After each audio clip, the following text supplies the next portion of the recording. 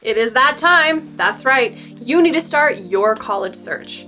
This is an essential place to start by thinking about you and your future. Decide what you are looking for. What is important to your education? Are there components that you have to have in a school? What are the negotiables? What can you afford? What qualifications do you meet? What do you want to be when you grow up? Okay, that last question was a bit of a stretch. No, we don't expect you to exactly know what your life will be like 30 years from now, but it would be a great idea to start to think through what your next educational step will be and where your first professional move will be made.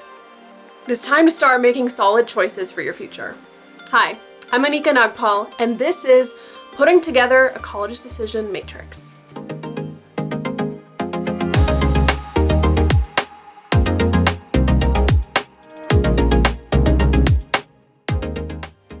If you want to find a good match with the college or colleges you apply to, you have to know what you are looking for.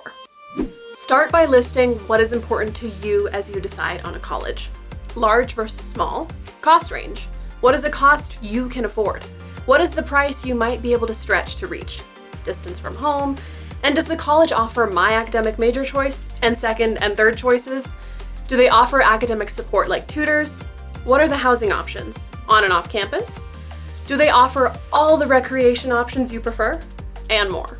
List anything important to you. List everything that will make a campus a better match for your future. As part of that list, think through the hard stuff as well. How much can you afford to pay? How much financial assistance will you need from the college? How much from scholarships? Take that list and create a spreadsheet or matrix where you can track and compare all this information. Then set up your spreadsheet so you can list each college name and check off the boxes that each school meets. If you click on the link under this video, you can access an example of a spreadsheet you can adapt to meet your needs. You can follow the link for our website to this video and find the link for the worksheet. Adapt the spreadsheet to make it work for you. Next, start a list of your questions about the admissions process, college in general, and each specific college. Then, start surfing the web to review the websites of any colleges that have seemed attractive to you. Do a search based on the major or majors you want to pursue. What colleges offer an excellent academic program in that area?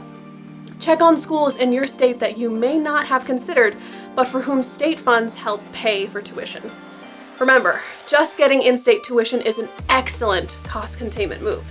As you find schools that interest you, list that college on your spreadsheet and set out to find the answers to complete your checklist on each school. You can always add new categories to the spreadsheet, including application deadlines, tuition costs, available aid, and any other topic that is important to your college search. Another quick tip is to follow each school on social media. Follow their official, and those less than official, subpages that will help you better understand the character and priorities of each college. Along those lines, if you have a specific question but no one is nearby, try typing that question in your search bar along with the name of the college. Sometimes you will find some Q&A threads with candid responses from current students. Personally, looking through these online threads allowed me to make great decisions when it came to choosing schools.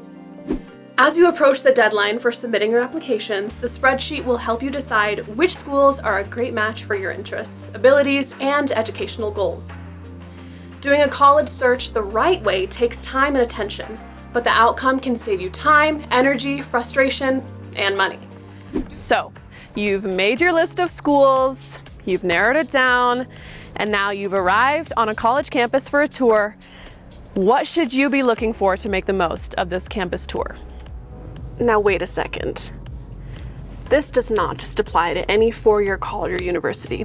The same stuff, same process applies with community colleges, two-year programs, trade schools, career colleges, all of that. You still need to go see the campus for itself, figure out where the best places to study are, figure out how classes are organized, teachers, faculty, everything. It all still applies. So, remember, before you get to campus for your tour, try and get a hold of the admissions office to schedule a tour in the first place and get any questions answered and see if you can get in contact with a student leader to get those questions answered as well. You also want to make sure to download a PDF version of the campus maps so you have it on your phone with you when you're touring the campus so you know where to go and what places to see. So you're on the tour. Now I want you to walk around, get a feel for it, see how you feel. Obviously ask questions on this tour and listen to what the guide is telling you. But then I also encourage you, take a walk of the campus yourself. Walk your classes, see how everything feels, and really get that inner vibe to make sure this campus is driving well with you. And when you're on the tour, get a chance to talk to any admissions reps to kind of clarify what the admissions criteria are for this university, and specifically the admissions criteria for the academic college you are applying into. These are all very important things to make sure you have clear on your radar so you can prepare accordingly when you apply. Put yourselves in the shoes of a student. What do you want in a lecture hall? Do you want all these massive seats filled, or do you want a more smaller classroom with more interactive ideas and concepts with students in not as large of a lecture hall? This is a really important question to ask on your tour. Does your major typically have classes with bigger lecture halls such as this? Or if you enjoy a little bit more of a smaller classroom style setup such as this, where things are more group focused, you don't have the seats in rows, you have them in circles so you can interact and engage with the professor more. These are some other options that you have. Now, remember, for your major, all of your classes might not be housed in the same building. For instance, if you've got an engineering major, not all your classes are going to be in the engineering building. Keep that in mind. You will be traveling to and from different areas on campus because most universities work where there are rooms with space, not just housing them in that specific building. So keep that in mind as you plan your day, walking your routes, all of that. So think about what sort of campus support there is that is offered for either your major. Is it campus-wide? Where do you get access to tutors? Another very important thing to consider is getting used to the idea of interacting with not only your peers, but your professors. The professor who's teaching in front of you and the students who are on your left and your right. Go to those office hours, go to those group studies, really make sure to interact with everyone around you to make the best of your education here on campus. And it's important to remember while you're on this tour, not only just engaging with your space with just your senses, but really feel. Can you envision yourself here? Do you like the styles that they're providing? Do you feel comfortable? Do you think you could thrive here? Really get a sense for how you could feel here. And remember, on this tour, they're gonna give you tons and tons of information. So remember to write it all down, because by the end of the day, when you get home, things are gonna get mushy. You're not gonna remember all the specific details and questions. So write everything down as information is provided to you and ask those questions as you write them down as well.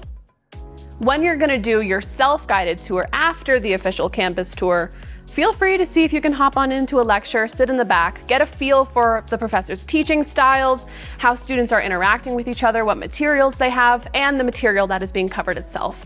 This is a really great way for you to get exposed to different kinds of teaching styles that are different from high school and before that. And this is just a great way to get exposed to this new chapter of life you're gonna start. And don't worry, the professor is paid to teach, so don't worry if some students are not paying attention. They really do feed off the students' energies who show interest, passion, ask questions, participate.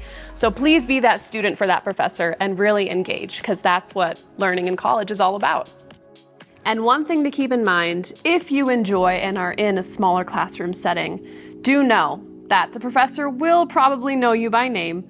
So make sure you are staying engaged, not falling asleep, not getting lazy or distracted, and making sure that you are getting to know each of your peers, because who knows, you might end up working on a group project with them, and those impressions really matter.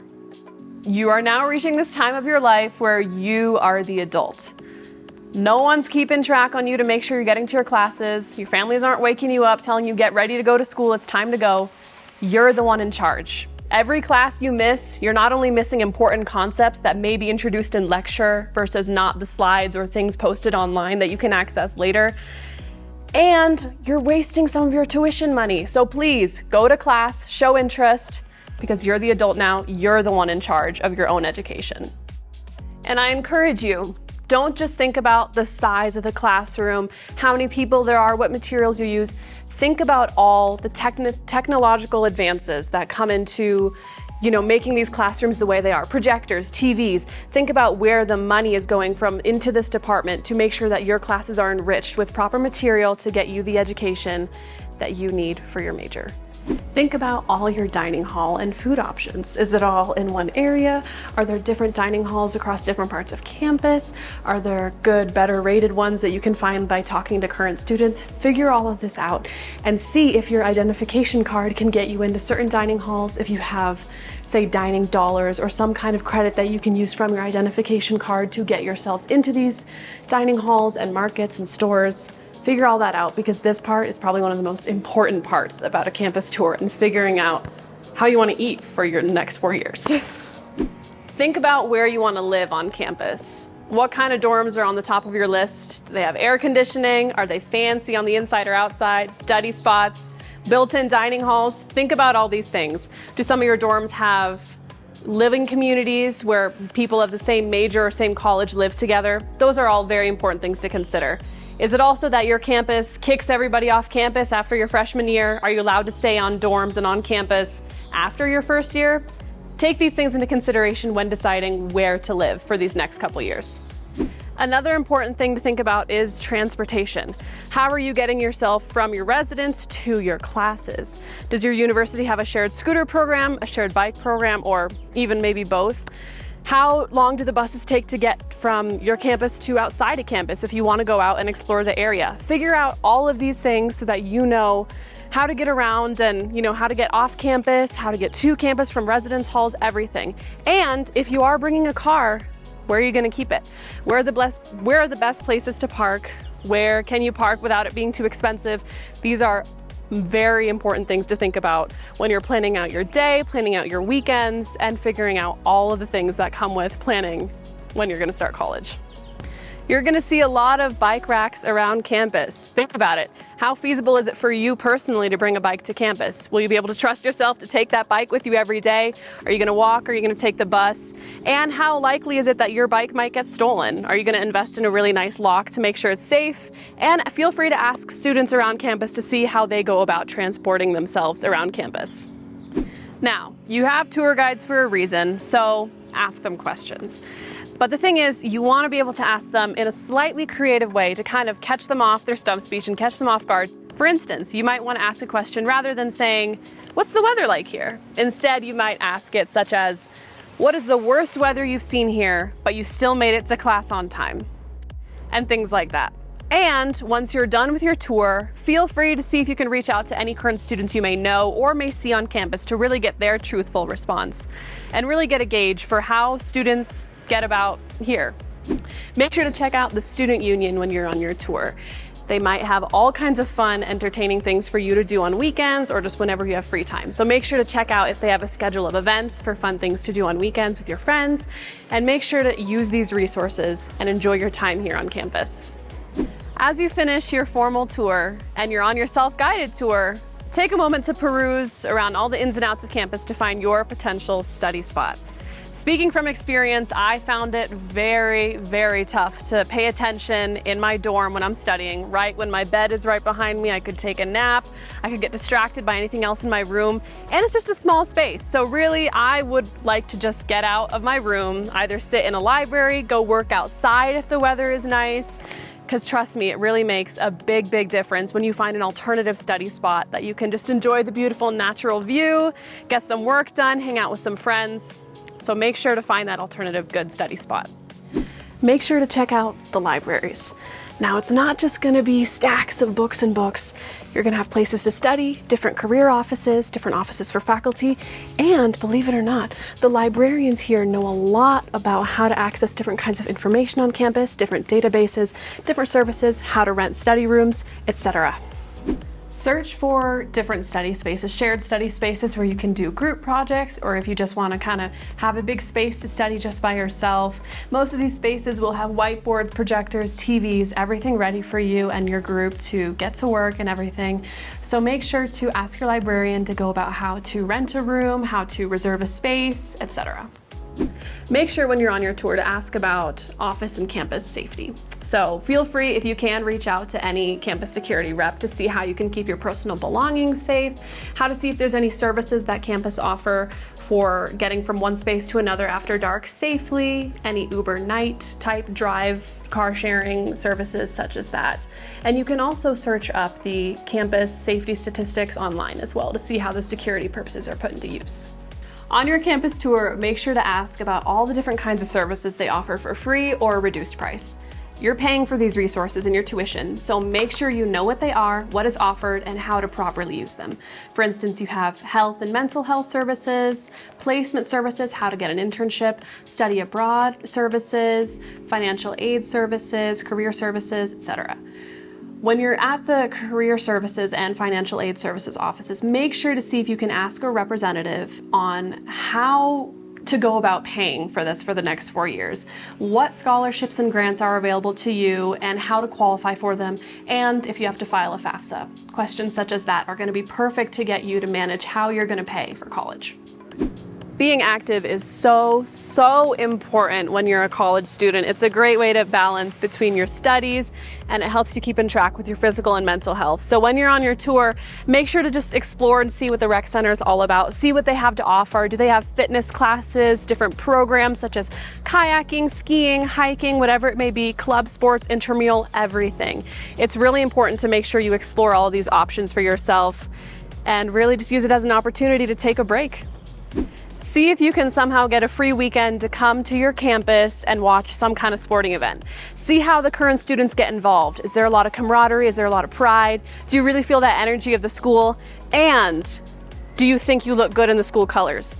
Do you like the school mascot? Do you think that energy is really for you? This is a really great opportunity on your tour to check out any kind of sports stadiums, ask about student involvement and camaraderie when it comes to sporting events, etc. Think about the surrounding town the college campus is in. Do you see yourself thriving here? When you're not living in the residence halls anymore, do you think you'll feel comfortable living here? Does this town provide resources that the campus maybe doesn't? Are there any off-campus hobbies that you can pursue in this town?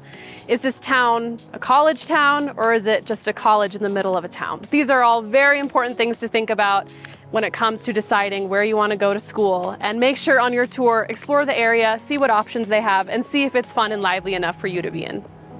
So these are some of the tips and tricks and questions we have for you to ask your tour guide on your campus tour. But remember, this is all just a general idea of what you should do and what we're suggesting. But at the end of the day, it is your personalized tour. Make sure to ask questions that cater to you specifically and your needs. And as wholesome of a fun experience it is for a family to go on a college tour for their child, it is your tour. So even if you have to ask them to step back for a second, maybe whatever it may be, and ask questions and be the one in front, that's perfectly fine, because this is the next chapter of your life that you are starting. You've taken tours, reviewed websites, taken advantage of college fairs, and asked every question you have for each college's admissions counselors and financial aid counselors. You have spoken with your high school counselors about your ability to match or exceed the application requirements for these schools. You've reached out to individuals who have attended these colleges to ask your questions. You've reviewed social media posts, news articles, and the school's website to make sure that the priorities and culture of the campus are compatible with your values. You've taken all the information you have collected and updated your decision checklist or selection matrix so you can compare the colleges on your list. You've had a discussion with your families or anyone who is helping to pay for college to make sure you know the level of support they have to offer. If there is missing information, collect those details before going any further. Then you must figure out how much money you have for application fees. Once you know that total, you can determine how many applications you can submit. This is also an excellent time to make sure you know the application process each college utilizes. With those constructs in mind, it is time to use your matrix and decide. The target date for this step in the process is the month of August for admission in the following fall. Being ready for early action admissions is a pro move. This timeline will allow you to submit any additional applications you believe are necessary before the regular admissions deadlines in December and January. Go through the items on your checklist and determine which points are most important to you. Is the school's safety record more important than the number of food outlets available on your meal plan? Be honest with yourself as you go through the decisions process. If a school is not a good match for any reason, leave that college off your final list. It can hurt a bit if it is money or any other reason, but it is better to leave those colleges behind now than to push the issue knowing the decision won't work for your future. Sometimes there is more power in what you don't chase than what you do. Use your power to make the best decision for where you need to be. Listen to your gut feeling. Where do you feel comfortable seeing yourself spending the next few years of your life? Then, take the colleges that are left and rank order them. You don't have to be precise, but you do have to figure out which of the schools are at the top of your list. Once you have them in order, you can draw a line beneath the number you previously decided was your application target. Those colleges above the line get an application. Those below don't. Set the list aside for a while. When you come back to the list, determine if you are comfortable with where each college landed. If you desire to rethink the list or line placement, make the changes needed. But remember, you do have to make a decision, so don't procrastinate or overthink the facts in front of you. Decide. It is then time to get busy and complete your college applications and submit them well before the respective deadlines. Calendar the application deadlines and begin working well before the due date, or be ready to apply on any free application dates. This is not the time to procrastinate or to get weak in the knees. This isn't like that one history paper you started the night before it was due. You will truly regret it if you don't start early. Get busy. Oh, and keep your college selection worksheet close by. You may want to apply to another college or two if the funding becomes available. You find out new information on a college, or if you have a change of heart. But remember, you need to do your research before you apply to any college.